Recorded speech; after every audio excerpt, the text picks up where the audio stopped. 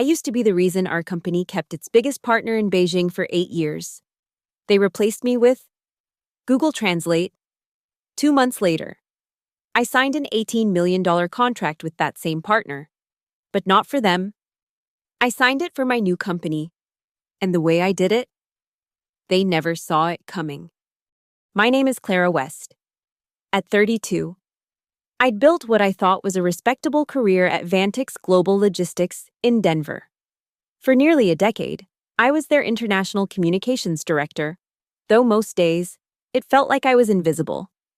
My specialty was managing our Chinese partnerships, particularly our crown jewel, an $18 million annual contract with Meridian Tech Solutions in Beijing. Every quarter, I translated hundreds of documents, smoothed over cultural misunderstandings, and navigated the delicate waters of international business etiquette that my American colleagues regularly failed to grasp. I stayed up until 3 a.m. for conference calls, interpreted meetings in real time, and crafted messages that honored the subtle nuances of respect so critical in Chinese business culture. No one thanked me. Few acknowledged me. Once, I overheard our COO refer to me as the Chinese girl in a boardroom meeting. No name, no title, just a function. I had a master's degree in international business relations with a focus on East Asian markets, was fluent in Mandarin, Cantonese, and Japanese.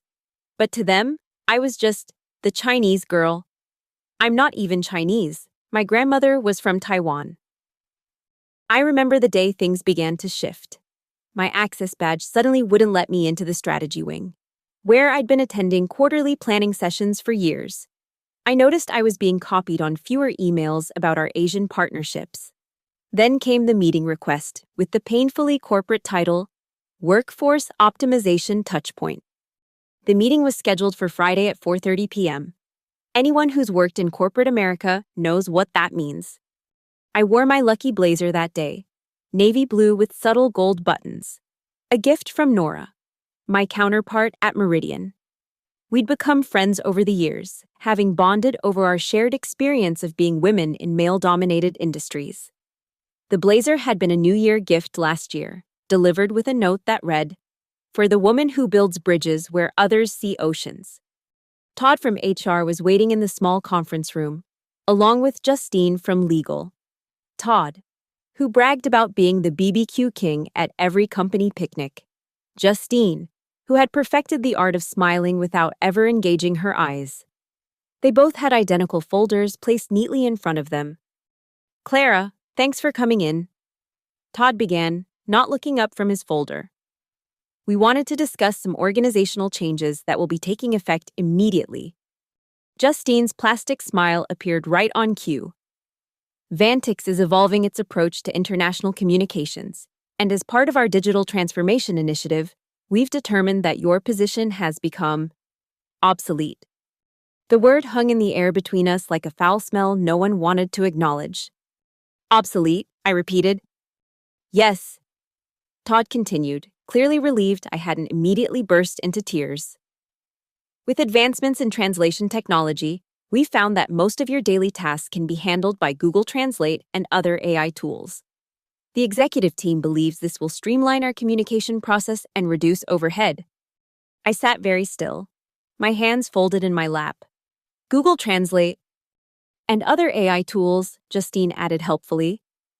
"I see." I didn't. "And what about the cultural consultations, the relationship management with Meridian, the negotiation support?" Todd shuffled his papers.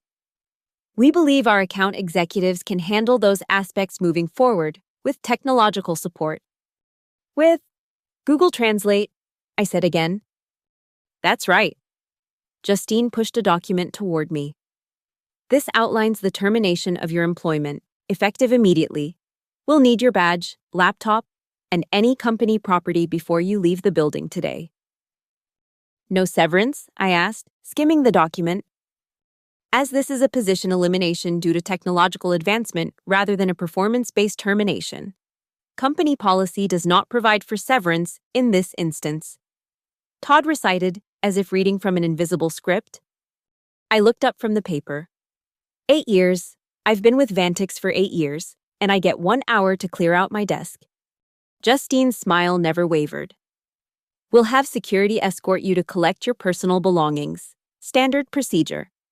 As I signed the termination papers, my hand perfectly steady, I thought about all the nights I'd stayed late deciphering culturally sensitive communications that Google Translate would have butchered. I thought about how I'd helped navigate a potential PR disaster when our marketing team accidentally used funeral colors in a promotional campaign for the Chinese market.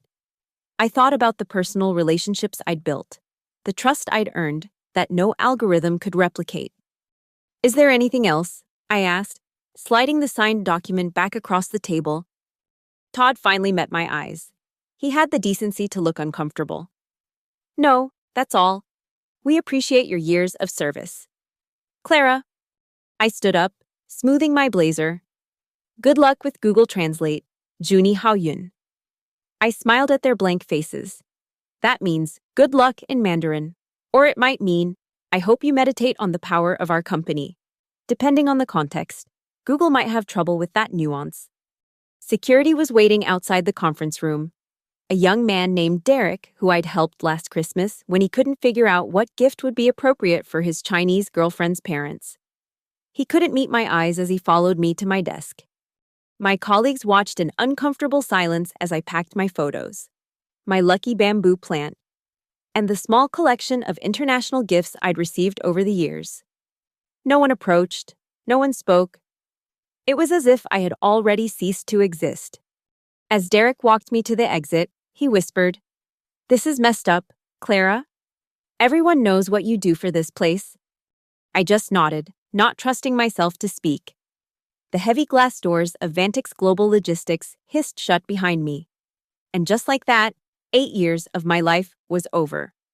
I spent the next week as a ghost in my own apartment. I cleaned obsessively, scrubbing surfaces that didn't need scrubbing, organizing drawers that were already organized. I reviewed old contracts I'd saved copies of, looking for, I don't know what, validation, perhaps, proof that what I'd done had mattered. I tried accessing my work email once, out of habit, but it had already been deactivated. 8 years of contacts, conversations, and context gone in an instant. On the 8th day of my unemployment, Nora called. Her face appeared on my screen, concern evident in her eyes. "I've been trying to reach you through your work channels," she said. When they bounced back, I got worried. I attempted a smile. "Surprise, I've been replaced by Google Translate."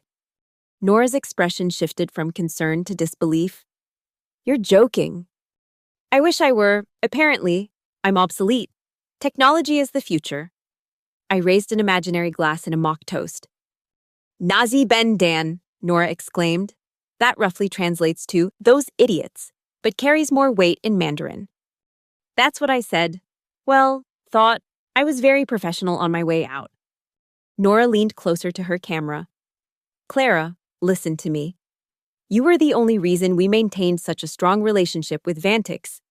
You think Mr. Liu signed those contracts because he was impressed with their logistics software? He signed because you took the time to understand our needs, to speak our language. And I don't just mean Mandarin."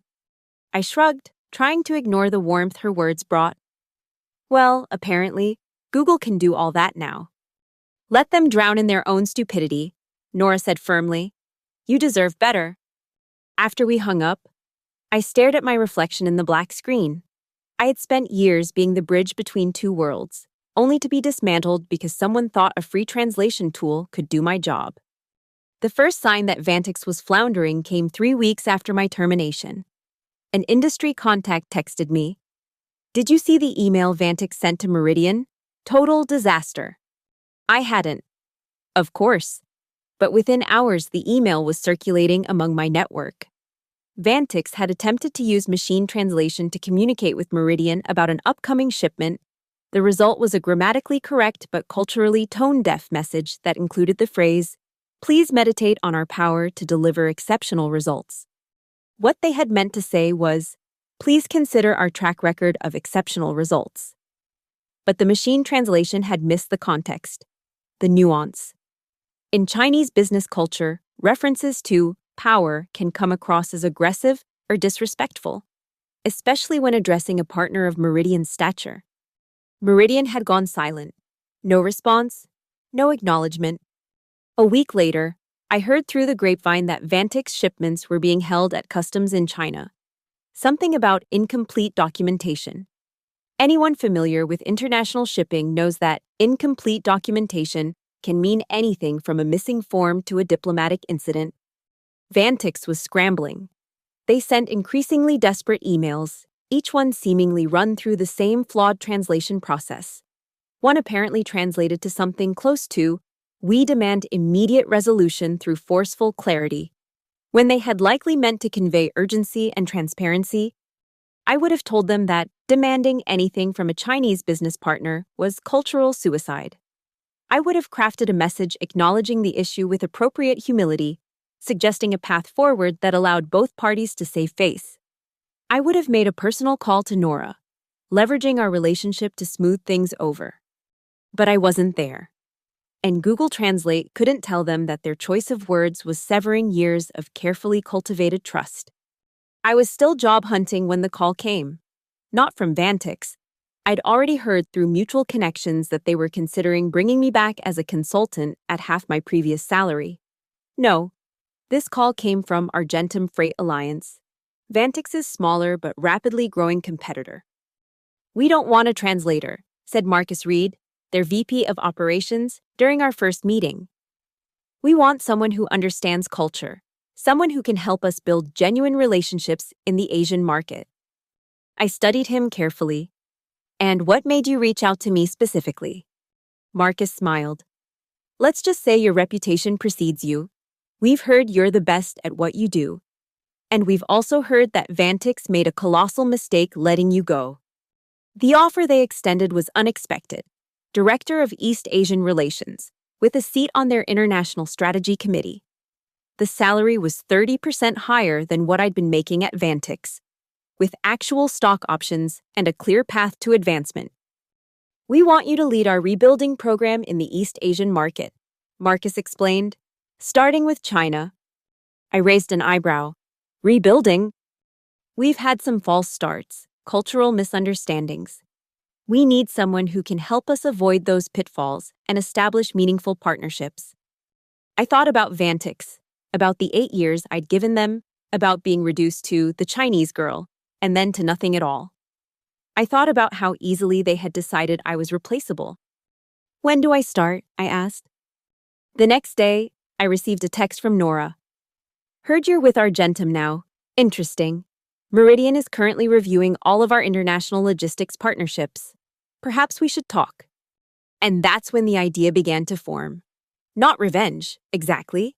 More like poetic justice. I spent my first 2 weeks at Argentum learning their systems, reviewing their previous attempts at entering the Chinese market, and drafting a comprehensive strategy for approaching high-value potential partners, with Meridian at the top of the list. "They're locked in with Vantix," Marcus warned when he saw my target list. "For now," I replied. "But contracts can be renegotiated, especially when one party is failing to uphold their end." I began by drafting new communications to Meridian, not as sales pitches, but as respectful introductions.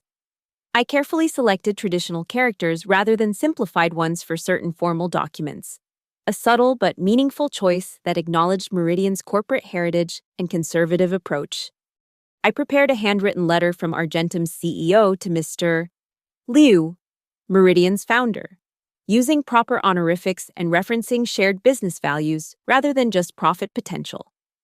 The letter was sealed with a custom stamp featuring plum blossoms, symbolizing perseverance and hope in Chinese culture, but also a clever nod to Meridian's logo, which incorporated a similar motif.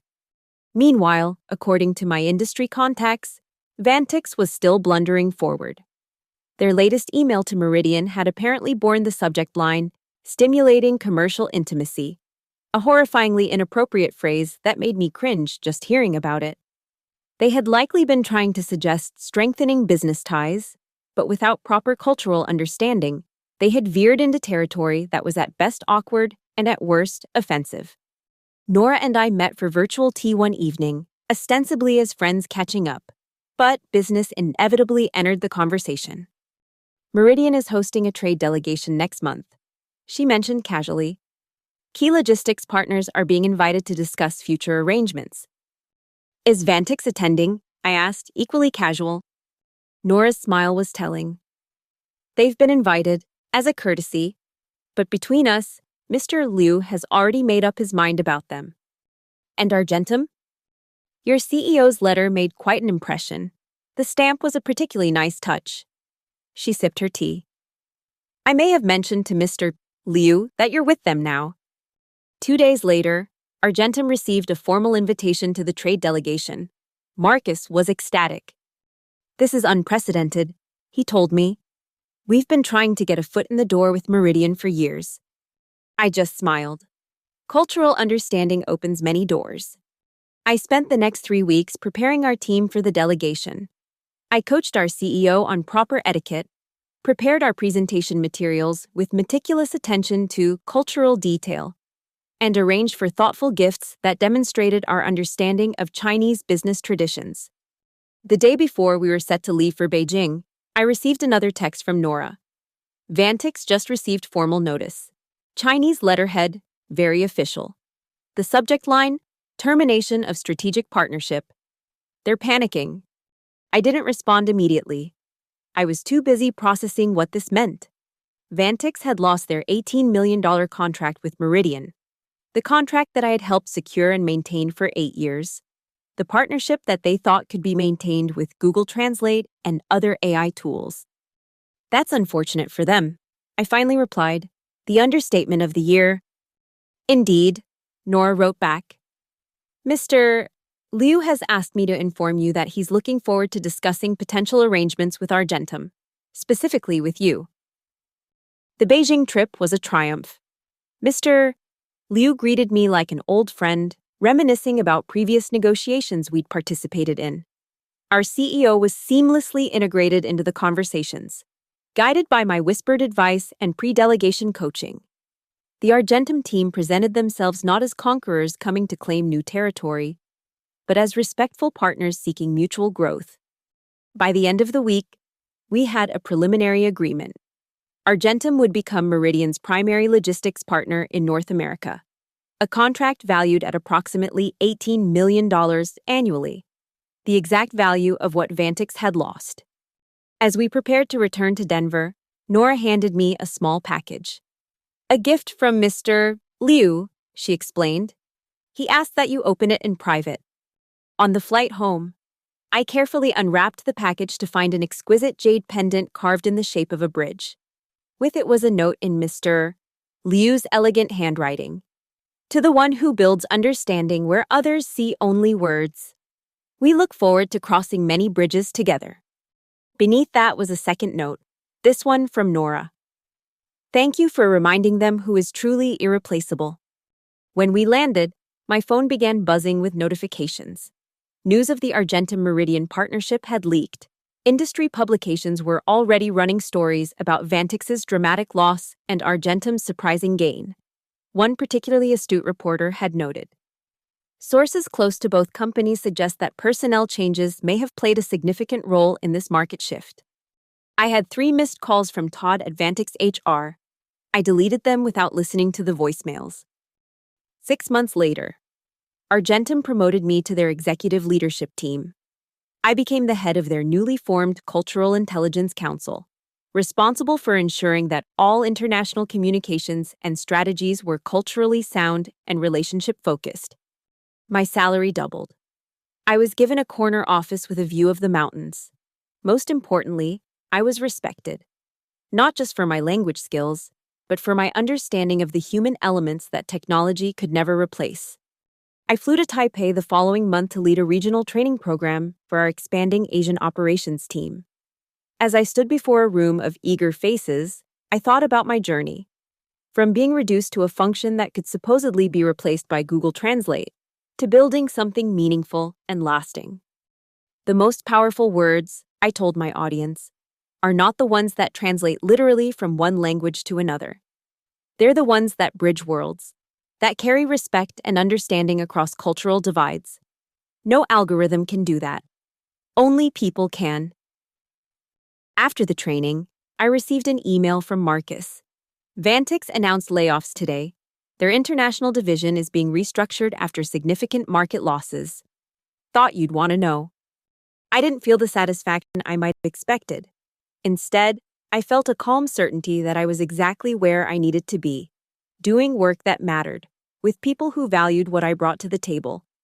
That night, I stood on my hotel balcony overlooking the Taipei skyline, the jade bridge pendant cool against my skin. I thought about Vantix, about Google Translate, about all the ways people convince themselves that technology can replace human connection. Revenge isn't about slamming doors or sending threatening letters. It's about people realizing they've lost something that no tool can replace. And when you're the keeper of cultural silence, you aren't replaceable. You're the language they never learned to speak. As I watched the city lights below, I smiled. Some bridges, once broken, can never be rebuilt. But new ones can be stronger than ever before. 2 years after joining Argentum, I found myself back in Beijing for the formal signing of our expanded partnership with Meridian. What had begun as an $18 million contract had grown to a $30 million integrated logistics solution. Mr. Walls, Liu had personally requested my presence, insisting that I sit at his right hand during the ceremony. The night before the signing, we were invited to a formal dinner at one of Beijing's most exclusive restaurants. As we entered the private dining room, I noticed a familiar face among the guests, David Reynolds, the former CEO of Vantix, now apparently working as a strategic consultant according to the place card before him. Our eyes met briefly. His widened in recognition, then quickly darted away. I smiled politely and took my seat beside Mr. Liu. Throughout the meal, David kept glancing in my direction, clearly uncomfortable. When Mr. Liu rose to offer a toast, he specifically acknowledged my contribution. To Clara West, who has taught us that true communication transcends mere words. She has shown us that understanding is the foundation of all successful partnerships. Everyone raised their glasses. David's hand trembled slightly as he lifted his. After dinner, as guests mingled over tea, David approached me. He looked older, the confidence I remembered replaced by something more hesitant. "Clara," he said, his voice lower than necessary. "You look well." "Thank you, David. How have you been?" He glanced around before answering. "Consulting keeps me busy. Different pace than running Vantix, of course." I nodded, waiting for whatever he really wanted to say. I want you to know that letting you go wasn't my decision. It came from the board, this cost-cutting initiative. I argued against it." His eyes pleaded for understanding, for absolution. "It's interesting," I replied calmly.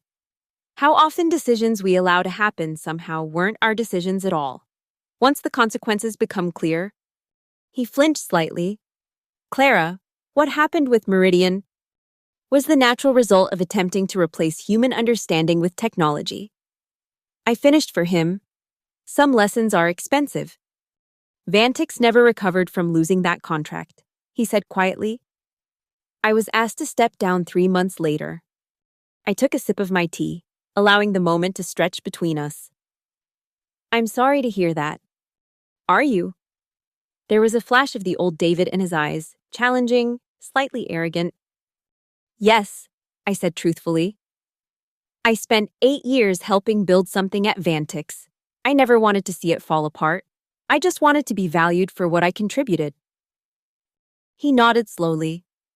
"Well, it seems Argentum understands your value." "They do." An awkward silence fell between us. Finally, David cleared his throat. "I should circulate. Good seeing you, Clara." "Likewise, David." As he walked away, Nora appeared at my elbow. "Former boss?" she asked quietly. "Former CEO," I confirmed. "He looks haunted." "He made a costly mistake." Nora smiled. "And you made them pay for it." I shook my head. "No, I simply found somewhere my skills were appreciated. They made themselves pay." The next morning, as we gathered for the signing ceremony, I noticed David was absent. "Mr. Liu sat at the head of the table, with me to his right and Argentum's CEO to his left. The contract before us represented not just a business arrangement, but a bridge between cultures, one built on respect, understanding, and genuine connection. As Mr. Liu signed with his ceremonial pen, he paused and looked directly at me. Miss West, Meridian would like to establish a cultural exchange program between our companies. We believe there is much we can learn from each other. Would you be willing to oversee such an initiative? It would be my honor, I replied in Mandarin, using the formal phrasing that conveyed both humility and commitment. He nodded, satisfied, and completed his signature. Later, as we celebrated the successful signing, Marcus pulled me aside. I just got a call from our Denver office. Vantix is being acquired by their largest competitor. Apparently, they never recovered from losing the Meridian contract. Their stock has been in free fall for months. I absorbed this news with mixed emotions. The company I had given 8 years to was effectively gone. The people who had dismissed me as replaceable were now themselves replaced. Clara? Marcus was watching me carefully. Are you all right? I thought about my journey. From being the unappreciated Chinese girl to becoming a respected executive whose cultural expertise was now considered invaluable. I thought about all the nights I'd stayed late, all the subtle diplomatic maneuvers I'd executed, all the relationships I'd cultivated that had been deemed less valuable than a free translation tool. I'm fine, I said, and meant it. Just thinking about the importance of recognizing value, even when it's not immediately obvious. Marcus nodded. Well, Argentum recognizes yours. The board has approved your proposal for the new Cultural Intelligence Division. You'll have full autonomy and a substantial budget. Thank you. I won't let you down. I know you won't. He raised his glass. To building bridges, not burning them. I clinked my glass against his. To understanding what's truly irreplaceable. That night, in my hotel room, I wrote a long email to my team back in Denver, outlining my vision for the new division. We would train people not just in language skills, but in cultural intelligence. We would create systems that honored both technological efficiency and human connection. We would build something that could never be replaced by an algorithm. As I finished, I noticed a small package that had been delivered to my room. Inside was a business card, David Reynolds, strategic consultant, with a handwritten note on the back. Clara, I was wrong. We were all wrong. If you ever consider consulting for startups on cultural intelligence, I know several that could use your expertise. No Google Translate in sight. I promise. David. I smiled as I placed the card aside. Perhaps someday I might take him up on it. Not out of forgiveness necessarily, but because helping companies understand the value of cultural intelligence was now my mission.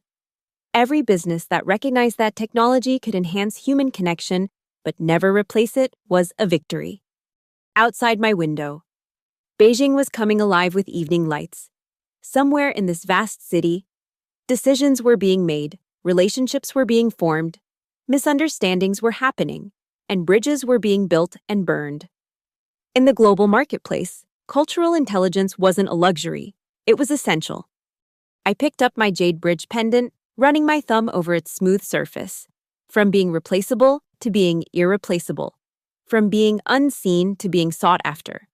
From being the Chinese girl to being Clara West, the woman who built bridges where others saw only oceans. Revenge isn't about making others suffer for their mistakes. It's about rising so far above those mistakes that they become nothing more than stepping stones on your path forward. It's about becoming so invaluable that your absence creates a void that no technology can fill. As I prepared for bed, my phone chimed with a message from Nora. Dinner tomorrow. I have news about a potential Japanese partner for Argentum. They specifically asked if you would be involved in the negotiations. I smiled as I typed my reply. Absolutely. Looking forward to building another bridge. Some things can be translated by machines, words, phrases, sentences, but context, nuance, the subtle dance of respect and relationship that forms the foundation of international business, those require a human touch. My touch. They replaced me with Google Translate and lost everything. I replaced my doubt with confidence and gained a future I never could have imagined. In the end, that's the sweetest revenge of all. I sometimes wonder if Vantix ever truly understood what they lost when they decided I was replaceable. It wasn't just a language specialist or a cultural consultant, it was someone who had spent years building a network of relationships, someone who had earned trust that no algorithm could replicate, someone who knew when to speak and, perhaps more importantly, when to listen. 3 years after joining Argentum, I was invited to give a keynote address at the International Business Relations Summit in Singapore. My topic: Beyond Translation, the Human Element in Global Business Communication. As I stood at the podium, looking out at the sea of faces, I spotted several former Vantix executives in the audience. They had scattered to various companies after the acquisition, taking mid-level positions at firms that had once considered them competitors. None of them met my eyes. Language is not merely a collection of words and grammatical rules, I began. It is the embodiment of culture, of history, of shared understanding. When we reduce communication to mere translation, we miss the soul of what connects us across borders and oceans. I shared stories from my career, carefully anonymized but recognizable to those who had lived through them. The marketing campaign that had accidentally used funeral colors, the mistranslated contract that had nearly cost millions. The relationship saved by a properly worded apology or a culturally appropriate gesture of respect. In our rush to embrace technological efficiency, I continued, we sometimes forget that business is fundamentally human. It is built on trust, on mutual respect, on the thousand subtle cues that tell us whether someone truly understands us or is merely processing our words. After the presentation, a young woman approached me, notebook in hand. Ms. West, your speech was incredible. I'm starting my career in international business relations, and I wondered if you had any advice. I smiled, remembering myself at her age, eager, hopeful, unaware of the challenges ahead. Learn the language, but study the silence. Understand what isn't being said. That's where the real communication happens. She nodded earnestly, writing down my words. And technology? Everyone says AI translation is the future. Technology is a tool, not a replacement for human understanding. I told her, use it to enhance your abilities, not to substitute for them. The most valuable skill you can develop is knowing when technology helps and when it hinders. As she thanked me and moved away, I noticed one of the former Vantix executives hovering nearby, Janet Parker, who had been their chief marketing officer. She had always been one of the few who actually used my name, rather than referring to me by function. Clara, she said, approaching cautiously. That was a powerful presentation. Thank you, Janet. How have you been? She sighed. Surviving. The Vantix implosion was educational. I nodded, waiting. I've been meaning to reach out to you, she continued. To apologize, I was in the meeting when they decided to replace your position. I should have fought harder against it. Why didn't you? I asked, genuinely curious. Janet looked away. Cowardice. Probably. The CEO was convinced that AI translation was the future, that we were being innovative. Anyone who disagreed was labeled as resistant to change, stuck in the past. She met my eyes again. But I knew better. I saw what you did for us with Meridian and our other partners. It was never just about translation. No, I agreed. It never was. The thing is, Janet said, lowering her voice, they're still doing it. Other companies. I'm at Nexus Global now. And just last month, they eliminated their entire cultural relations team in favor of AI-driven communication solutions. I frowned. And how's that working out? About as well as you'd expect. We're hemorrhaging Asian partners. She hesitated. I've been thinking about leaving, maybe starting my own consulting firm focused on cultural intelligence and marketing. I thought, well, I wondered if you might be willing to have coffee sometime. Share your insights.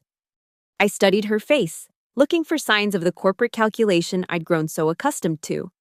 But all I saw was genuine regret and a bit of hope. I'd be happy to, I said finally.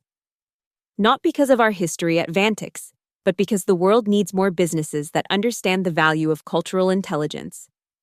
Relief washed over her face. Thank you, Clara. That's more than I deserve. It's not about deserving, I told her. It's about building something better going forward.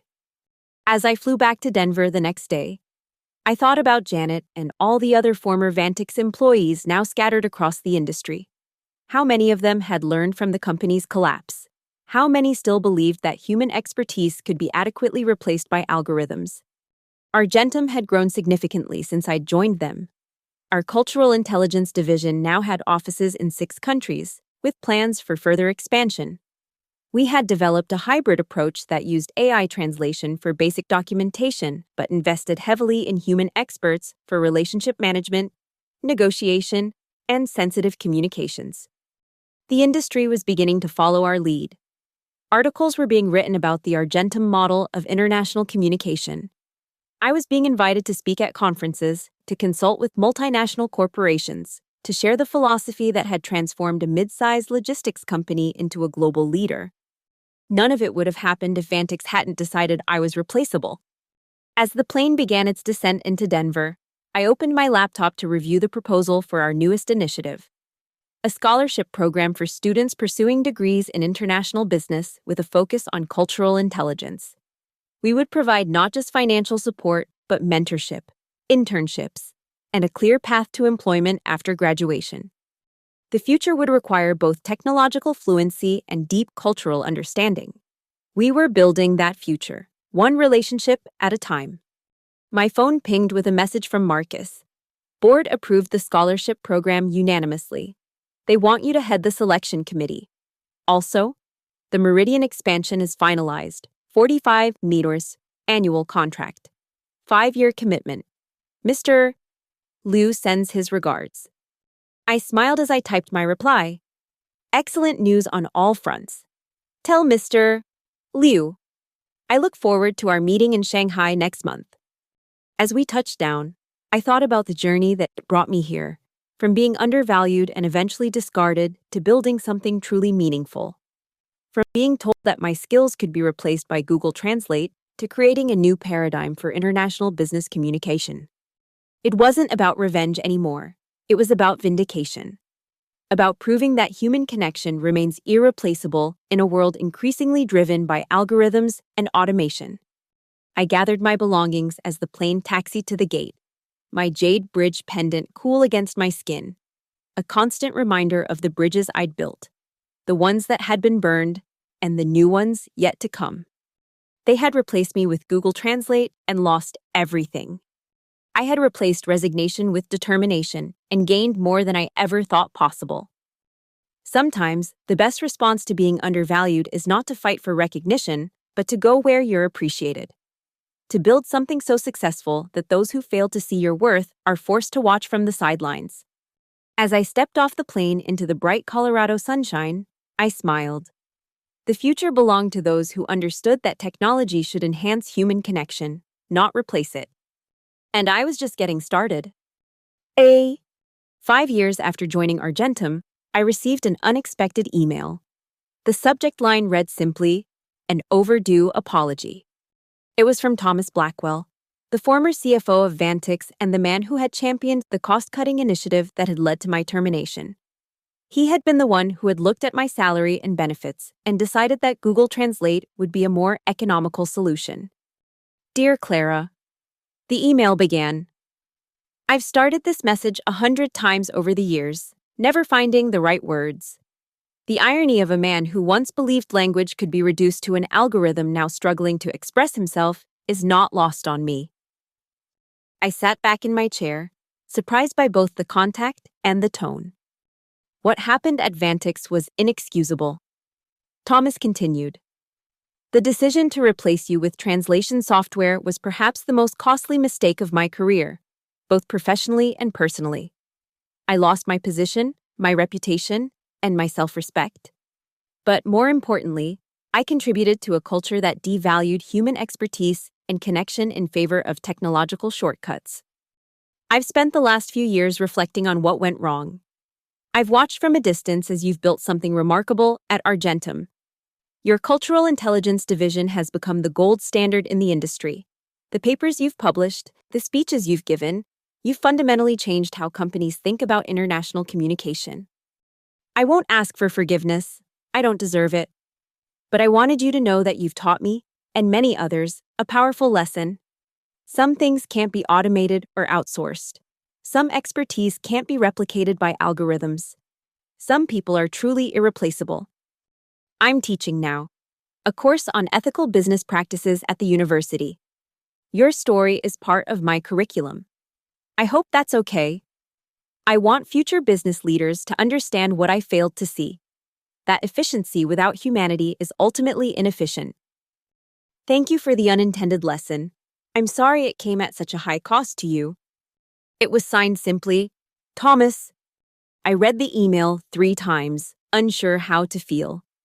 There was a time when such an apology would have meant everything to me, validation that I had been wronged, that my skills had been undervalued, that my termination had been a mistake.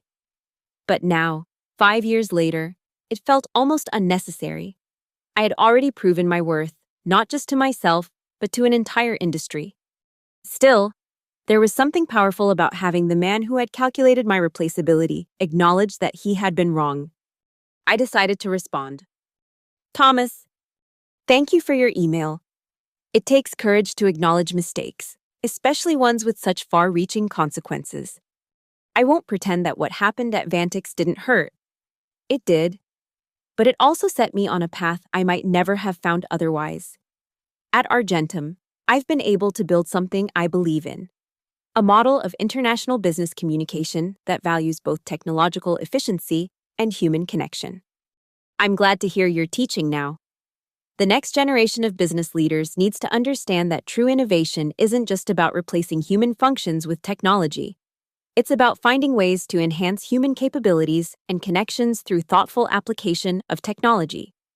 If you'd ever like to have coffee and discuss these ideas further, my door's open. Best regards, Clara. I hit send before I could overthink it. It was true. What had happened at Vantix had been painful. But it had also been necessary. Without that push, I might have remained in a role where my contributions were undervalued, where my expertise was taken for granted. Sometimes, being replaced is the best thing that can happen to you. It forces you to find a place where you're truly valued. The next morning, I had a meeting with Argentum's board to discuss our expansion into Southeast Asia. We had identified potential partners in Vietnam, Thailand, and Malaysia. But establishing the right kind of relationships would require careful cultural navigation. The technological infrastructure is there, I explained, but the business culture in these regions places even more emphasis on personal relationships than what we've seen in China and Japan. We'll need to invest in local expertise, in face-to-face meetings, in building trust before we can expect significant partnerships. The board members nodded, taking notes. No one suggested that we could manage with translation software. No one questioned the value of human expertise in cultural relations.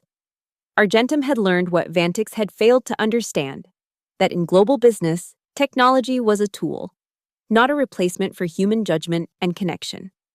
After the meeting, Marcus pulled me aside. I just got word that Meridian has acquired a controlling interest in what's left of Vantix's assets. Apparently, they plan to rebuild it as a subsidiary focused on North American distribution. I raised an eyebrow. Interesting. Did they say who would be leading this rebuilt Vantix? Marcus grinned. That's the best part. They've asked if you would consult on the restructuring, not run it. They understand you're committed to Argentum, but help them establish the right cultural framework from the beginning. I laughed, genuinely surprised. They want me to help rebuild the company that decided I was replaceable? Poetic justice, isn't it? I considered the offer. There was something undeniably satisfying about being asked to fix what had been broken partly through my dismissal. But more than that, it was an opportunity to create something better, to ensure that the new version of Vantix would value cultural intelligence and human expertise alongside technological efficiency. Tell them I'm interested, I said finally. But I want to be involved in the hiring decisions for their cultural relations team. If we're going to do this, we're going to do it right. Marcus nodded. I'll set up a meeting. That evening, as I prepared for a video call with our Tokyo office, I thought about the strange journey that had brought me here. From being told that my skills could be replaced by Google Translate to being asked to rebuild the very company that had discarded me. I opened my laptop and saw a new email from Thomas. Coffee sounds good. And if you're willing, I'd like to invite you to guest lecture in my class. Your perspective would be invaluable to my students. I smiled as I typed my reply. I'd be happy to. Let's talk about the true cost of false economies and the value of human connection in a digital age. As I sent the email, my phone rang. It was Nora. Have you heard the news about Meridian acquiring Vantix? She asked without preamble. Just this morning, I understand they want me to consult on the restructuring. It was Mr. Liu's idea, Nora said, and I could hear the smile in her voice. He said, and I quote, "If we want to succeed where they failed, we must begin by valuing what they discarded." Wise man, I replied. Indeed. So, will you do it? Help rebuild what was broken. I thought about it, about the symmetry of the situation. Yes, I think I will. Not out of any desire for further vindication, but because it's an opportunity to create something better, to establish a model that values both technological efficiency and human expertise. The Argentum model, Nora said. That's what everyone's calling it now. You know, you've changed the conversation. Clara, 5 years ago, everyone was talking about how AI would replace translators and cultural consultants. Now they're talking about the essential role of cultural intelligence in global business strategy. We've changed the conversation. I corrected her. You, me, Mr. Liu, Marcus. Everyone who understood that business is fundamentally about human connection. After we hung up, I stood by my window, looking out at the Denver skyline. The lights of the city sparkled against the darkening sky, each one representing a person, a story, a connection. I thought about all the languages I spoke, all the cultural nuances I understood, all the bridges I'd built across oceans of difference. None of it could be reduced to an algorithm. None of it could be replaced by Google Translate. They had tried to make me obsolete, only to discover that what I offered was irreplaceable. And in doing so, they had set me free to build something far more meaningful than I ever could have within the constraints of a company that failed to value human connection. The jade bridge pendant hung around my neck, a constant reminder of the journey. From undervalued to irreplaceable. From discarded to sought after. From the Chinese girl to Clara West, the woman who had changed how an industry thought about global communication. Revenge isn't about making others suffer for their mistakes. It's about rising so far above those mistakes that they become nothing more than stepping stones on your path forward. It's about becoming so invaluable that your absence creates a void that no technology can fill.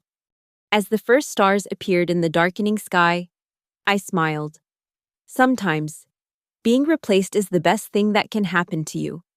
It forces you to find where you truly belong, where your skills are valued, where your voice is heard, where your expertise is recognized as irreplaceable. They replaced me with Google Translate and lost everything. I replaced my doubt with determination and gained a future beyond anything I could have imagined.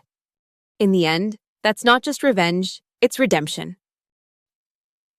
The new Vantix headquarters was in the same building as the old one, but the similarities ended there.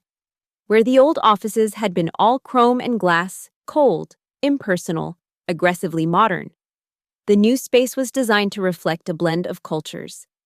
Traditional Chinese elements harmonized with contemporary Western design, creating an environment that honored both heritage and innovation. I stood in the lobby, taking it all in. 6 years had passed since I'd been escorted from this building, my personal belongings in a cardboard box, my career seemingly in tatters. Now I was back, not as an employee, but as a consultant, helping to rebuild what had been lost. Mr.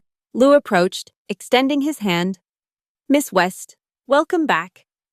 Thank you, Mr. Liu, though I must admit, It feels strange to be here again.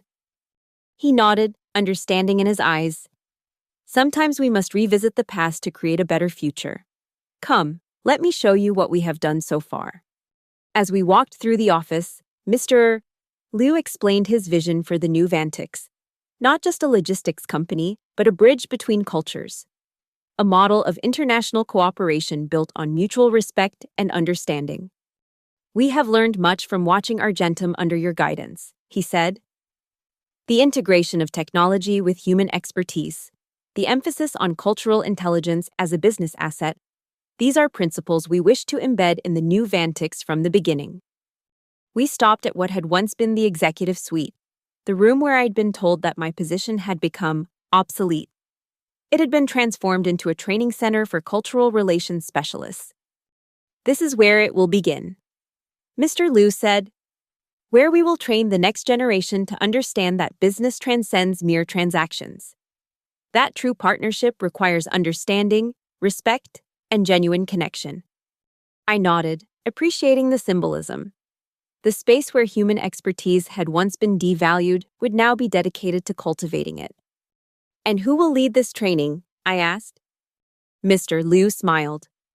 We have several candidates, but we hoped you might advise us on the selection. Perhaps even teach the first session yourself. I considered the offer. There was something powerful about the idea of standing in that room, not as someone being dismissed, but as someone sharing wisdom, helping to shape a new corporate culture that valued what the old one had discarded. I'd be honored, I said. Later that day, as I sat in a conference room reviewing candidate profiles for the cultural relations team, there was a knock at the door. I looked up to see Janet Parker, the former Vantix CMO who had approached me at the conference in Singapore. Clara, she said, a tentative smile on her face. I heard you were back in the building. Just temporarily, I clarified, consulting on the restructuring. Janet nodded. I've been hired to rebuild the marketing department, with a strong emphasis on cultural intelligence in all our campaigns. Her smile widened. I may have cited your work at Argentum extensively during my interview. I returned her smile. I'm glad to hear it, and I'm glad you're here. Janet, we need people who understand both where Vantix went wrong and how to make it right. That's exactly why I took the job, she said, sitting down across from me. After our conversation in Singapore, I started researching your work more deeply. The papers you've published, the case studies from Argentum. You've created a new paradigm for international business communication. We've created it, I corrected her. Everyone who understands that global business requires more than just translated words. It requires translated meaning, translated context, translated respect. Janet leaned forward, her expression earnest. I want to build a marketing department that embodies those principles. No more culturally tone-deaf campaigns. No more Google-translated slogans. I want every piece of communication that leaves this office to reflect genuine understanding and respect for the cultures we engage with. It won't be easy, I warned her. It requires investment, not just in technology, but in people, in relationships, in time spent listening and learning. I know. But I've seen the alternative. We all have. She gestured around us, at the empty building still being renovated, at the ghost of what Vantix had been. This is our chance to build something better from the ruins. I studied her face, seeing the genuine commitment there. All right, let's talk about how marketing and cultural relations can work together to create communication that truly connects across cultures. For the next several hours, Janet and I mapped out a vision for the new Vantix, one where cultural intelligence wasn't an afterthought but a core business strategy, where marketing and cultural relations worked in tandem to create messaging that resonated across borders and languages. As we finished, Janet looked at me with newfound respect. You know, when you were here before, I don't think any of us truly understood what you did. The complexity of it, the skill involved. We saw the results, the strong relationships with partners like Meridian, but we didn't see the work that went into creating and maintaining those relationships. That's often the case with cultural work, I said. When it's done well, it's invisible. You only notice it when it's absent, when relationships fall apart, when misunderstandings escalate, when partnerships dissolve over seemingly small issues that were actually symptoms of deeper cultural disconnects. Janet nodded thoughtfully. I'm going to make sure that doesn't happen again, that the work is seen, valued, celebrated. Good, I said. Because that's how you build a company that can truly succeed in a global marketplace, by recognizing that cultural intelligence isn't a luxury, it's essential. As I left the building that evening, I paused in the lobby, looking back at what had once been the site of my greatest professional humiliation. Now it was being transformed into something new, something better, partly because of what I had learned and taught since being forced to leave. Sometimes, our greatest contributions come not from the positions we hold, but from the lessons we learn when those positions are taken away. Sometimes, being replaced is the catalyst that allows us to discover our true value, our true purpose. I stepped out into the evening air, my jade bridge pendant catching the last light of day. From being told I was replaceable to being asked to help rebuild what had been lost in my absence. From the Chinese girl to a recognized authority on cultural intelligence in global business. The journey hadn't been easy, but it had been necessary. And as I walked toward my car, I felt not the bitter satisfaction of revenge, but the deeper contentment of vindication. Of knowing that what I had always valued, always practiced, always believed in had finally been recognized not just by one company, but by an entire industry. They had replaced me with Google Translate and lost everything. I had replaced despair with determination and gained more than I ever thought possible. In the end, that's not just success, it's transformation. The inaugural Cultural Intelligence Summit hosted by Argentum attracted over 500 attendees from around the world. CEOs, communication directors, international relations specialists, all gathered in Denver to discuss the emerging field that I had helped to define and promote over the past 6 years. I stood at the podium, looking out at the sea of faces. Among them were former Vantix executives, current Argentum leaders, Mr. Liu and his team from Meridian, and representatives from dozens of other multinational corporations seeking to improve their cross-cultural communication strategies. Welcome, I began, to the first annual Cultural Intelligence Summit, 6 years ago. When we established the Cultural Intelligence Division at Argentum, many questioned whether such specialized expertise was necessary in an age of advanced translation technology. Today, as I look around this room, I see that question has been answered. A murmur of agreement rippled through the audience. We are not here to discuss whether cultural intelligence matters in global business. That has been proven beyond doubt by the success of companies that invest in it and the failure of those that don't. We are here to discuss how to cultivate it, how to integrate it into every aspect of international business strategy, and how to ensure it remains at the forefront as technology continues to advance. I spoke about the journey, both personal and professional, that had led to this moment. I talked about the early days at Argentum, about building a division from scratch, about proving the value of cultural expertise in measurable business outcomes. I shared case studies, success stories, lessons learned from failures. The greatest misconception, I told them, is that cultural intelligence is simply about avoiding offense or embarrassment in international settings. While that's important, it's merely the beginning. True cultural intelligence is about creating genuine connection, about building trust that transcends linguistic and cultural barriers, about establishing partnerships that can weather misunderstandings because they're founded on mutual respect and genuine appreciation. As I concluded my keynote, I announced the initiatives that would define the next phase of our work: a certification program for cultural intelligence specialists, research partnerships with universities around the world, and a foundation to provide scholarships for students pursuing careers in international business with a focus on cultural relations. The applause was gratifying, but even more meaningful were the conversations that followed. Business leaders sharing their own experiences, their own challenges, their own commitment to building organizations that valued human connection alongside technological efficiency. During the reception that evening, Thomas Blackwell approached, a glass of sparkling water in his hand. Remarkable speech, Clara, and a remarkable achievement, bringing all these people together around these ideas. Thank you. Thomas, how are your students responding to the case studies? He smiled. With appropriate horror at our mistakes and inspiration from your subsequent success, several have mentioned wanting to pursue careers in cultural relations because of your story. That's the best outcome I could hope for, I said honestly. That the next generation will understand from the beginning what some of us had to learn the hard way. Thomas nodded, his expression turning more serious. You know, I've spent a lot of time thinking about what happened at Vantix, about the decisions we made, the values we prioritized. And what conclusions have you reached? That we suffered from a fundamental misunderstanding of what creates value in business. We saw costs but not investments. We saw functions but not relationships. We saw words but not meaning. He shook his head.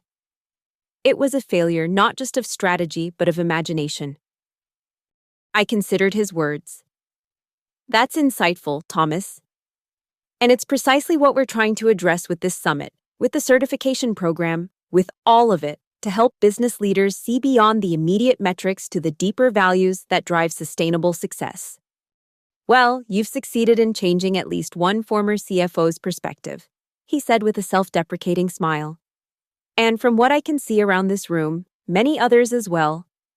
As the evening progressed, I found myself in conversation with leaders from companies around the world, all eager to share their experiences and learn from ours. The energy was palpable, a sense that we were at the beginning of something important, something transformative for global business. Near the end of the night, Marcus found me. The board just unanimously approved the expansion of the Cultural Intelligence Division, double the budget, triple the staff, offices in 6 more countries. I raised an eyebrow. That's ambitious. It's necessary, he countered. The demand is there. Every company represented here tonight wants what we've built. They've seen the results. They understand the value now. I smiled, thinking of how far we'd come from the days when my expertise had been deemed replaceable by Google Translate. Then we'd better deliver. We will, Marcus assured me, with you leading the way. As I drove home that night, I reflected on the journey that had brought me here. From the humiliation of being escorted from Vantix to the triumph of leading a global summit on the very expertise they had discarded. From being told that technology could replace me to helping define a new field that recognized the irreplaceable nature of human connection in business. I parked in front of my house, not the small apartment I'd lived in during my Vantix days, but a beautiful home in one of Denver's most desirable neighborhoods, with views of the mountains and a dedicated office where I wrote the papers and speeches that had helped shape a new understanding of global business communication. Inside, I poured myself a glass of wine and sat by the window, looking out at the city lights. My phone buzzed with a message from Nora. Congratulations on the summit. Mr. Liu says it was enlightening beyond expectation. High praise indeed. I smiled as I typed my reply. Thank you. This is just the beginning. And it was. The summit, the certification program, the research partnerships. They were all part of a larger vision, one that had been born in the moment of my greatest professional setback. A vision of global business conducted with genuine understanding and respect, where technology enhanced human connection rather than attempting to replace it. I touched my jade bridge pendant, a habit I'd developed over the years. From being replaced to being irreplaceable. From being undervalued to defining value. From the Chinese girl to Clara West, pioneer in the field of cultural intelligence. They had replaced me with Google Translate and lost everything. I had replaced rejection with resilience and gained a future I could never have imagined. In the end, that's not just career advancement, it's legacy. 7 years to the day after I was escorted from Vantix Global Logistics, I stood in the atrium of Argentum's new headquarters in downtown Denver. The building was a physical manifestation of the company's philosophy, a blend of technological efficiency and human-centered design, with spaces created specifically for collaboration, conversation, and connection. My office occupied the corner of the executive floor, with windows that offered views of both the mountains and the city. On the wall hung framed copies of the articles that had defined the field of cultural intelligence in global business, many of them bearing my name as author or co-author. On my desk stood photographs of the teams I'd built around the world, the partners I'd cultivated, the bridges I'd constructed across oceans of difference. A knock at my door pulled me from my reflections. It was Marcus, now CEO of Argentum following the retirement of his predecessor. "Big day," he said, entering with a smile. "The acquisition is finalized. As of 9 o'clock this morning, Vantix is officially part of Argentum." I raised an eyebrow. "So we've come full circle." "Poetic, isn't it? 7 years ago, they decided you were replaceable. Today, we acquire what's left of them and integrate it into the division you built." The irony wasn't lost on me. When Meridian had rebuilt Vantix after acquiring its assets, they had established a strong foundation of cultural intelligence. But as successful as the revitalized company had become, it couldn't compete with what we had created at Argentum.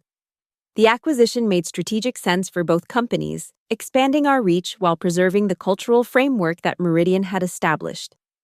"Have you decided who will lead the integration?" Marcus asked. I nodded. "Janet Parker. She's been instrumental in rebuilding Vantix's approach to international communication. She understands both cultures, where Vantix came from, where Argentum is going. She's the right person to bridge the gap." "I trust your judgment," Marcus said. "After all, you're the expert on building bridges." After he left, I opened my laptop to review the day's schedule. There was the official announcement of the acquisition, a town hall with both Argentum and Vantix employees, and a dinner with key executives from both companies to discuss the path forward. But before all that, I had a personal appointment, one I'd scheduled deliberately for this particular anniversary. I drove to a small coffee shop in a quiet neighborhood, away from the corporate bustle of downtown. Thomas Blackwell was already there, sitting at a corner table with 2 cups of coffee waiting. "Clara," he greeted me, standing as I approached. "Congratulations on the acquisition. It's all over the business news this morning." "Thank you, Thomas." I sat down across from him.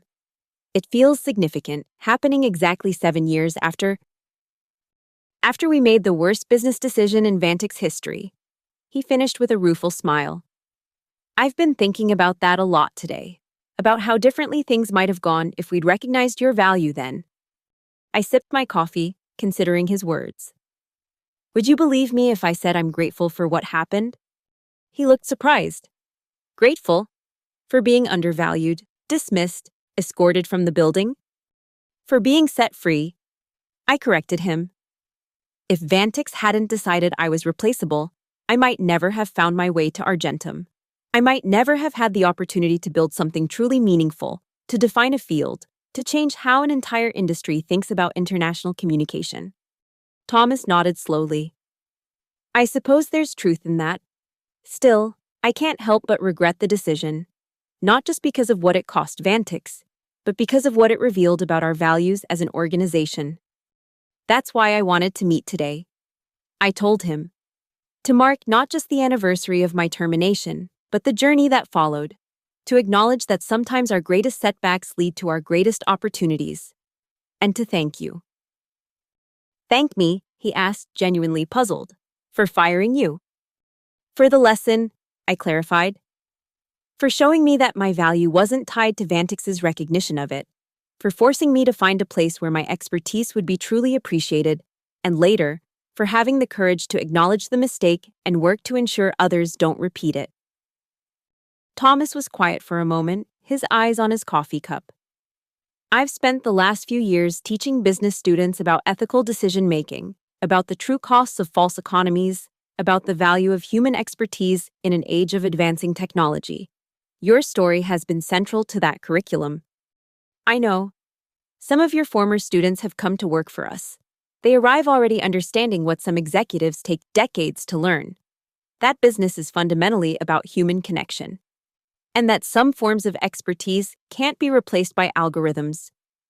We talked for another hour, not as former adversaries, but as colleagues who had learned important lessons from a shared experience.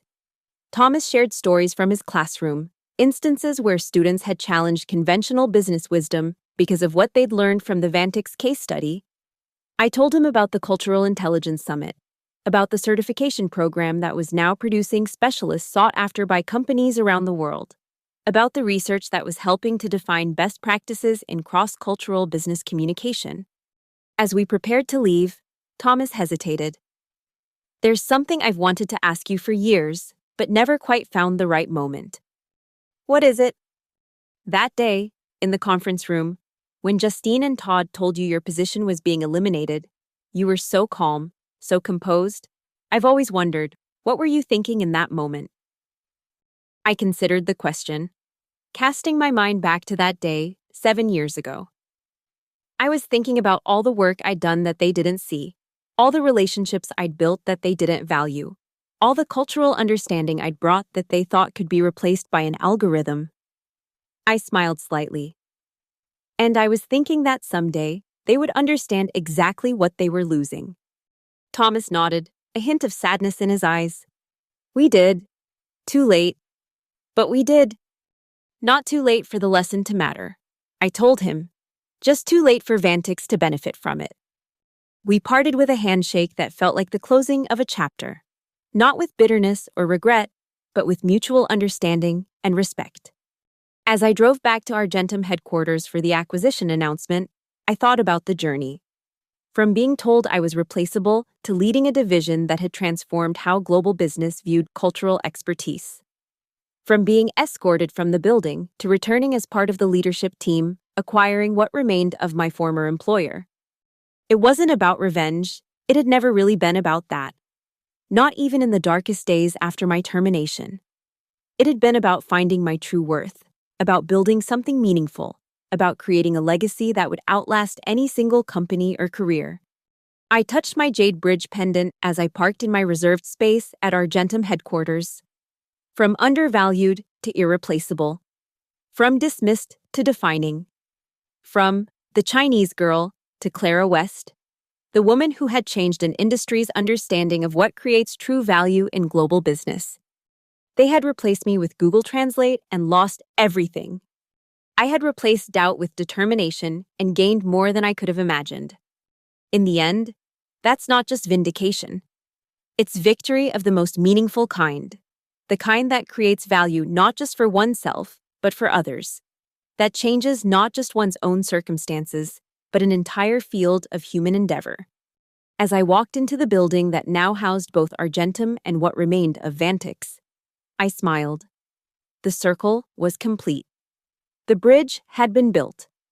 And the future, one where human connection and technological advancement enhanced rather than replaced each other, was just beginning. Revenge isn't about making others suffer for their mistakes. It's about rising so far above those mistakes that they become nothing more than stepping stones on your path forward. It's about becoming so invaluable that your absence creates a void that no technology can fill. And when you're the keeper of cultural silence, you aren't replaceable. You're the language they never learned to speak.